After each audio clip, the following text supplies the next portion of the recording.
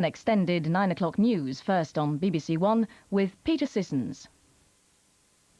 John Major resigns as leader of the Conservative Party and challenges his party critics to fight him for the top job. I'm no longer prepared to tolerate the present situation. In short, it is time to put up or shut up. The entire cabinet and the backbench leadership salute his courage and pledge their backing. His party critics consider their next move. How long will it stay a one-horse race?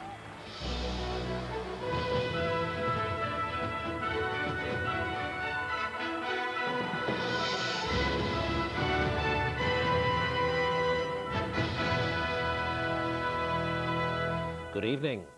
In the most dramatic moments of his premiership, John Major today threw down the gauntlet to his tormentors in his own party. At a surprise news conference at number 10, he resigned the leadership of the Conservative Party and announced his candidacy in the contest for it, which must now take place in July rather than November. He will resign as Prime Minister if he is defeated.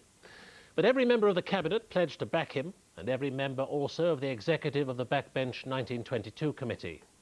The Euro rebels on the backbenches appeared split about their next move. Theresa Gorman said she hoped a challenger would come forward. Sir Teddy Taylor said he would support John Major.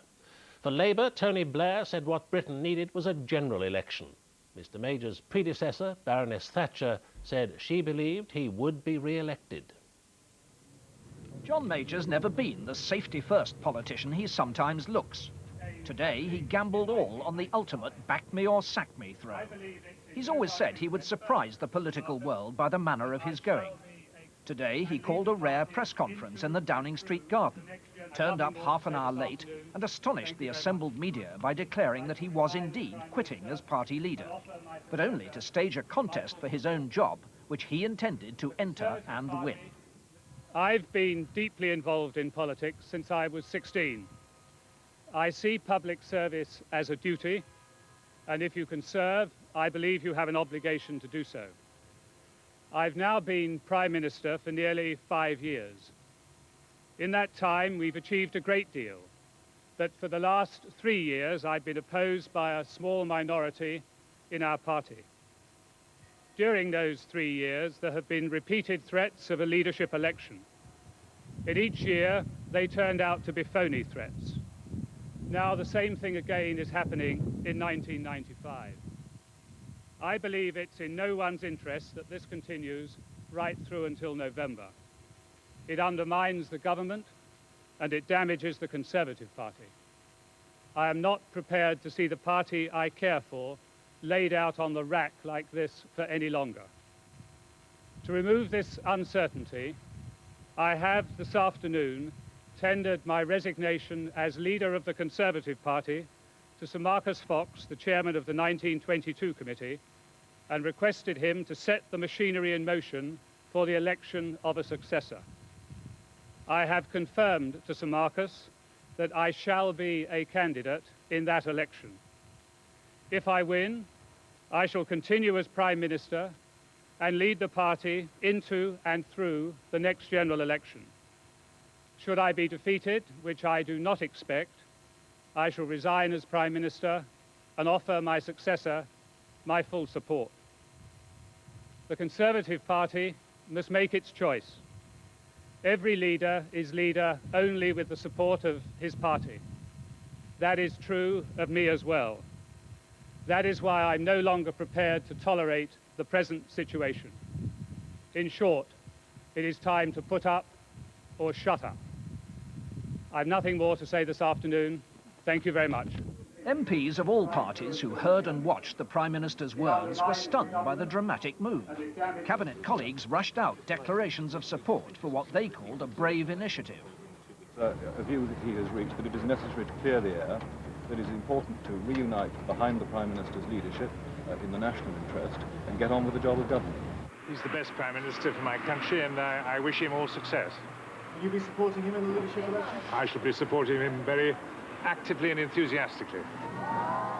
Shaken, then stirred by the stories from home while he was at the G7 summit in Canada, Mr Major knew he'd been destabilised by Lady Thatcher's criticisms he wasn't Conservative enough by his bruising encounter with vociferous Eurosceptics, and by record low ratings for the Tories in opinion polls. Abroad, he'd resisted suggestions he might bring forward a contest. So, as his wife Norma recorded the day's events for the Major family album, I asked him when he had decided to gamble his leadership. Well, there was no single event that tipped the balance. Over the last months, particularly over the last weeks, I have got increasingly frustrated at the rather silly campaign that's been mounted, at the constant speculation that drowns out really important matters. Day after day, when real policy issues should be discussed, disseminated on the media, discussed with people, all we get is this silly speculation. So it's an accumulation of events. I think it is time to end the speculation and make the decision. How did you tell your cabinet colleagues about this decision? Have you informed them all, and would you expect any of them to challenge you in a contest? Yes, I have told them all. I've seen most of them personally and told them, and no, I would not expect a challenge from within the cabinet. Have you been given assurances by leading figures in the cabinet? I would not expect a challenge from within the cabinet. Prime Minister, are you confident that you can win, or do you see a real risk that you could lose out here, in the sense that some Tory MPs who've been your critics on Europe might abstain enough to damage your authority seriously? No, I expect to win this election, and I think this is going to put the matter to rest. Once we have finished this leadership election, there won't be a leadership election in November, and I hope that we won't face this difficulty again before the next general election. I would expect to lead the party up to the general election and through the general election. Given that Europe has been the root of most of the tensions and the criticisms of your leadership, will you fight this campaign as a Heart of Europe man? I've set out my policies on Europe and on a range of other things. I'm not in the business suddenly of changing them during this election campaign. And finally, Prime Minister, if you win this contest, how long would you want to go on as Prime Minister and leader of your party? Would you consider it a matter for one parliament, two parliaments? Well, I think the first thing to do is to recover our present position, ensure we win the next general election and place a fresh programme leading us right up to the millennium and beyond before the nation as a whole. But I don't think anyone can make a judgment as to how long one would go on at this stage, and I don't propose to do so. Excited MPs acted as they always do now in times of crisis. They headed for the cameras. But as what appeared to be the major campaign headquarters was established in nearby Cowley Street, it was clear the Prime Minister's shock tactics had given him real momentum. His campaign team, to be led by Lord Cranborne and including Cabinet Ministers Brian Mawhinney, Ian Lang, Tony Newton and Michael Howard, moved swiftly into action as his critics agitated over whether they could or should mount a challenge. Crucially, Mr Major has the support of backbench leaders on the 1922 committee executive.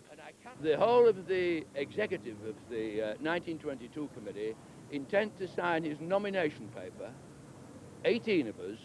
That signifies he has our total support, and I have not the slightest doubt that colleagues will take a lead from that. And can I also add that he has done what is right in terms of all the speculation that has been going on, and to have 4 months in which the talk would have been all about this would have been something that could well have damaged our country in many ways. Mr Majors shocked his critics as dramatically as Jonah Lomu shocked the England rugby side with his opening try. What?